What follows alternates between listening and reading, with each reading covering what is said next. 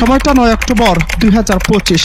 একমাত্র দাদির কাছে আছে বিপুল পরিমাণ স্বর্ণ। মুহূর্তেই পরিকল্পনা, স্বামীকে সাথে নিয়ে দাদি মমতাজ বেগমকে এলোপাথারি মুখে আঘাত করে হত্যার পর সে সোনা নিয়ে পালিয়ে যান নাতনি ফাউজিয়া। অবাক হলো সত্যি, এমন চাঞ্চল্যকর ঘটনা নাটোরের বড়াইগ্রাম উপজেলার বনপাড়া পৌর এলাকার। এরপর বিশেষ অভিযানে নামে আইন শৃঙ্খলা বাহিনী। সিসিটিভি ফুটেজ বিশ্লেষণ করে কথিত স্বামী এবং নাতনিকে গ্রেফতার করে পুলিশ।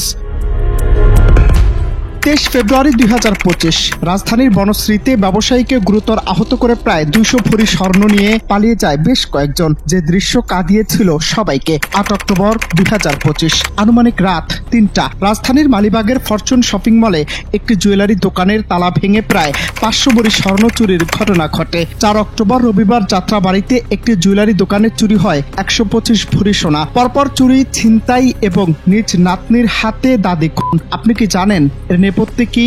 শুধুমাত্র স্বর্ণের দাম বৃদ্ধি, যার প্রভাব ভয়াবহভাবে পড়েছে বাংলাদেশে। শুধু হত্যা নয়, ভয়ঙ্করভাবে বেড়েছে দেশ জুড়ে চুরি, ছিনতাই। এবার প্রশ্ন হলো, হঠাৎ স্বর্ণের দাম বৃদ্ধি কেন? যুক্তরাষ্ট্র ও চীনের বাণিজ্য উত্তেজনা ফের শুরু এবং যুক্তরাষ্ট্রের ফেডারেল রিজার্ভের সুদের হার কমানোর প্রত্যাশার মধ্যে স্বর্ণের দাম সোমবার নতুন করে সর্বকালের উচ্চ পর্যায়ে পৌঁছে গেছে। একই সঙ্গে রূপার দামও ইতিহাসের সর্বোচ্চ স্তরে উঠেছে। অন্যদিকে স্পট গোল্ড 1.5% বৃদ্ধি পেয়ে প্রতি আউন্সে $4,078 পৌঁছে গেছে। যুক্তরাষ্ট্রের ডিসেম্বর ডেলিভারির জন্য গোল্ড ফিউচার্স 2.3% বেড়ে $4,093 উঠেছে, যার ফল বাংলাদেশ সহ বিশ্বের একাধিক দেশে এই অপরাধ প্রবণতা বৃদ্ধি।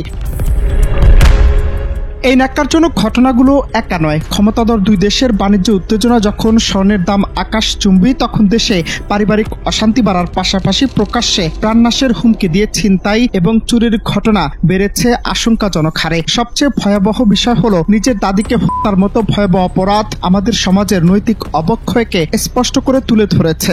স্বর্ণের এই আকাশ ছোঁয়া দাম হয়তো অর্থনৈতিক বিশ্লেষণকারীদের জন্য লাভজনক, কিন্তু সাধারণ মানুষের জন্য এটি বয়ে এনেছে চরম বিপদ ও নিরাপত্তাহীনতা। অনন্ত হাসান মাসুদ, বাংলা টিভি।